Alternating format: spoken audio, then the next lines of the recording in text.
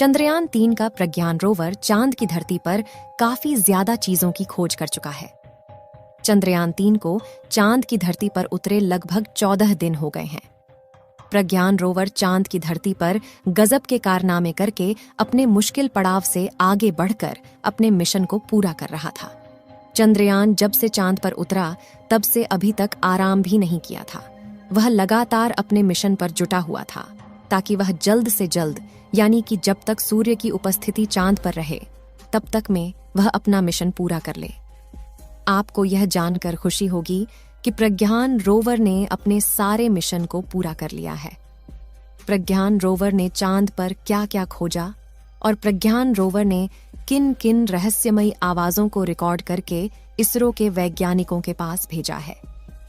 आखिर वह कौन कौन सी रहस्यमयी तस्वीरें हैं जिसे प्रज्ञान रोवर ने अपने हाई रेजोल्यूशन कैमरा द्वारा खींची है और उसे आप लोगों ने अभी तक नहीं देखा है। क्या प्रज्ञान रोवर ने चांद पर सोना खोज लिया है? क्या प्रज्ञान रोवर को चांद पर एलियन के रहने का सबूत मिला है? प्रज्ञान रोवर गायब हो गया है या फिर कहाँ है? क्या प्रज्ञान रोवर को चांद पर कोई इंसानों की बस्ती मिली है? इन सभी सवालों के जवाब जानने के लिए इस वीडियो में हमारे साथ अंत तक अवश्य बने रहे। आपको बता दें कि चांद पर 14 दिन की रात और 14 दिन उजाला होता है, यानी कि चांद का एक दिन पृथ्वी के 28 दिन के बराबर होता है।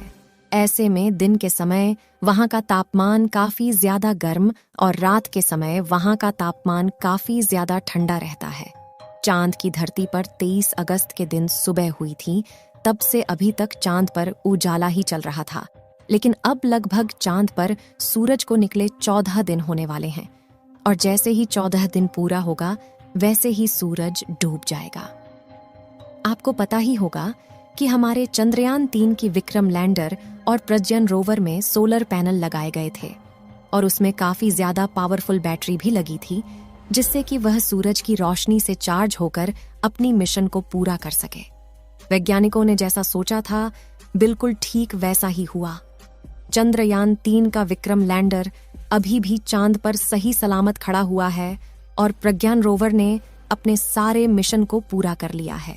यहाँ तक कि प्रज्ञान रोवर ने चांद पर ऑक्सीजन की खोज भी कर ली है। यही नहीं, हमारे प्रज्ञान रोवर ने चांद पर सल्फर की खोज की है, जो कि ऐसा पहली बार हुआ है।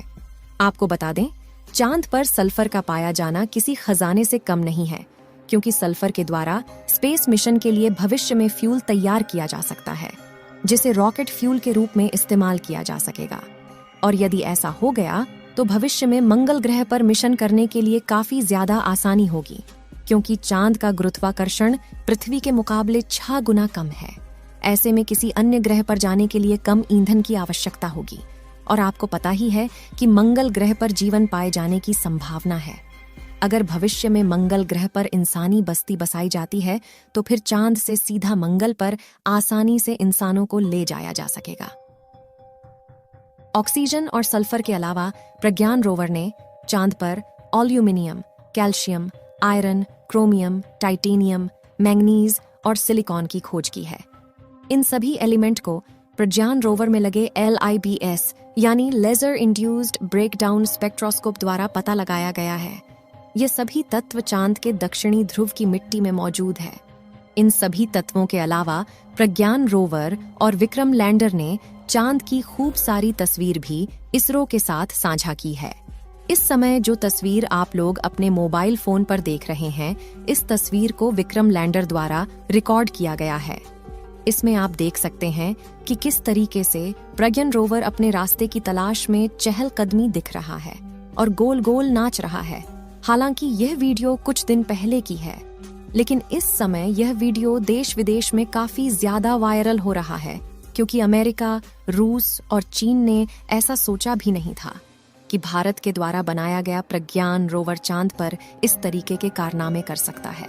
और दूसरी सबसे बड़ी बात यह है कि चंद्रयान का रोवर जहां जहां भी चांद की धरती पर घूम पाया है, वहां वहां पर अपने निशान छोड़ दिए हैं और यह निशान सैकड़ों और करोड़ों सालों में भी नहीं मिटने वाले हैं, क्योंकि चांद पर वायुमंडल नहीं है, जिस वजह से वहां पर आंधी तूफान नहीं आते हैं। चांद पर आंधी तूफान तो नहीं आते, लेकिन वहां पर उल्का पिंड का सबसे बड़ा खतरा बना रहता है। चांद पर वायुमंडल न होने की वजह से चांद पर काफी बड़े बड़े उल्कापिंड आग के गोले के रूप में गिरते रहते हैं, और इन्हीं के कारण जब आप चांद की तरफ धरती से देखते हैं तो आपको कुछ काला काला दिखाई देता है। ये जो काला काला पार्ट आपको दिखाई देता है, ये और कुछ नहीं बल्कि चांद पर मौजूद बड़े बड़े गड्ढे हैं जो कि उल्कापिंडों के गिरने के कारण बने हैं। चंद्रयान 3 के प्रज्ञान रोवर ने चांद पर कंपन यानी भूकंप महसूस किए हैं। इसके बाद एक बार फिर ये सवाल उठने लगा है कि क्या धरती की तरह अन्य ग्रहों पर भी भूकंप आते हैं। चंद्रमा पर कंपन होना इस बात की पुष्टि मानी जा रही है कि चांद पर भी भूकंप आता है। यह पहला मौका नहीं जब अंतरिक्ष के किसी ग्रह या उपग्रह पर भूकंप के झटके महसूस किए गए हों। इससे पहले मंगल और शुक्र ग्रह पर भी भूकंप आने की पुष्टि की गई थी। अमेरिकन स्पेस एजेंसी नासा लगातार इस पर रिसर्च कर रही है।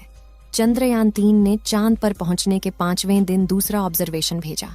इसके जरिए इसरो ने पूरी दुनिया को एक बड़ी अच्छी खबर दी। इसके मुताबिक साउथ पोल, जहां चंद्रयान ने लैंड किया, वहां पर sulphur, oxygen, aluminium, calcium, iron, chromium, titanium, silicon और मैग्नीज की मौजूदगी है, जबकि हाइड्रोजन की खोज अभी जारी है।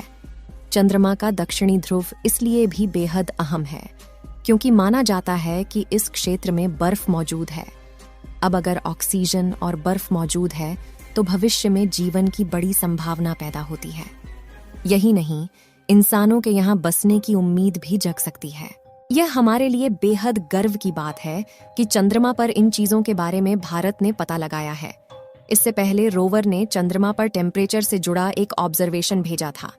सल्फर की मौजूदगी के जरिए चंद्रमा के वास्तविक आकार और इसके विकास के बारे में जानकारी मिल सकती है।